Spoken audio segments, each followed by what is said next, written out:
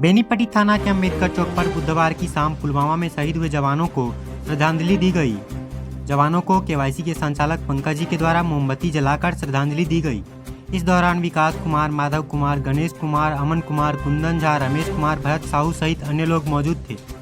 आपको जानकारी के लिए बता दें कि 14 फरवरी 2020 को पुलवामा के आतंकी हमले में करीब 40 जवान शहीद हो गए थे, जबकि कई जवान घायल भी हुए थे।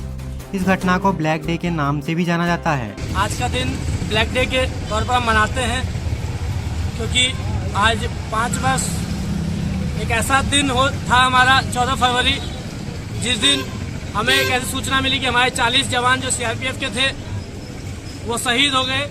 और वीर जवानों का मैं क्या कहूँ, वीर जवान शहीद हुए, बहुत दुख हुआ कि इस तरीके से पीछे से जब वार होता है ना, तो मन में सामने से जब वार होता है तो हमें कोई आपत्ति नहीं है, क्योंकि हमारा फौजी इतना हरदम तैयार रहता है कि सामने वाले को जवाब देने के लिए तत्पर है। लेकिन जब पीछे से वार होता है तो दुख होता है कि किस दोगले देश के बगल में हमारा पड़ोसी मुल्क है, जो वो ऐसा दोगला है जो पीछे से वार करता है, लेकिन उसको फिर हमने जवाब दिया और उसको अंदाजा लग गया कि किससे पाला पड़ा है। उसके बाद 5 साल बीतने जा रहे हैं, आज तक उसकी हिम्मत नहीं हुई हमारी एक आंख दिखा दे हमें।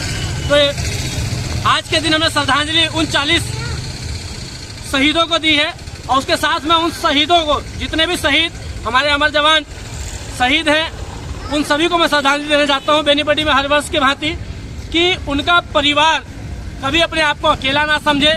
हम सब उनके संग हैं, और सिर्फ बेनीपट्टी ही नहीं, पूरा भारतवर्ष उनके संग है।